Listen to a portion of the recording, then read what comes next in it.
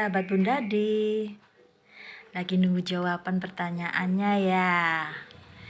Baik, kemarin kita sudah bahas mengapa kita harus menghormati orang tua kita.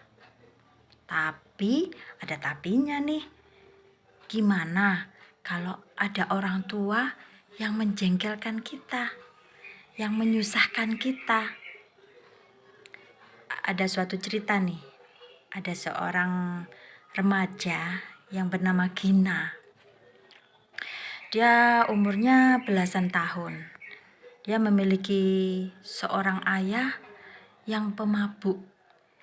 Dan di rumahnya dia sangat tidak nyaman karena tiap hari selalu mendengar pertengkaran orang tuanya. Dia tidak bisa berontak, bahkan untuk tidur aja dia tidak bisa. Dia hanya bisa berbaring di tempat tidur sambil menangis. Kenapa ya? Kok orang tua saya seperti itu? Mereka selalu bertengkar tiap hari. Untuk mengatakan pengen rasanya untuk berontak, untuk ngomong ke orang tua mereka. Tapi si Gina ini takut kalau nantinya akan dipukuli oleh ibunya. Singkat cerita, rupanya di dalam diri hati Gina bertanya-tanya ya, bukankah saya harus menghormati orang tua saya?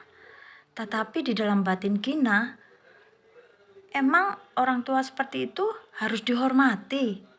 Seperti itu ya, karena keadaan yang sangat membuat Gina ini tertekan. Mungkin banyak orang tua, ada yang suka marah, ada yang suka melakukan hal yang buruk, pemabuk, berzina, penjudi. Tapi apakah kita harus tetap untuk menghormati mereka dengan orang tua yang seperti itu? Jawaban dari Tuhan apa nih? Iya, kita sebagai anak-anak harus tetap menghormati mereka. Karena apa? Karena Tuhan mengutuk anak-anak. Ada ya suatu firman itu mengatakan Tuhan akan mengutuk kepada anak-anak yang suka tidak hormat terhadap orang tua. Selain itu ada alasan lain. Orang tua harus dihormati. Padahal mereka melakukan yang tidak baik, yang mungkin tidak patut untuk dicontoh oleh anak-anaknya. Tapi mereka kenapa harus dihormati? Alasan yang lain karena mereka sudah memperanakkan kita. Tugas mereka yaitu disuruh Tuhan untuk memperanakkan kita. Nah, ada suatu cerita lagi yang bernama Gori. Rupanya dulu dia juga pernah punya perasaan yang sangat marah terhadap kok saya punya orang tua seperti ini ya. Rasanya jengkel seperti itu. Tapi rupanya dia akhirnya sadar karena perintah Tuhan itu tadi untuk selalu menghormati, respek terhadap orang tua. Ketika dia melihat orang tuanya yang tunggal, ketika dia itu memiliki hanya ibu dan memiliki saudara banyak sekali, 6 saudara yang dia miliki. Ketika mereka makan bersama, si ibu ini gak mau makan asalkan anak-anaknya sudah makan.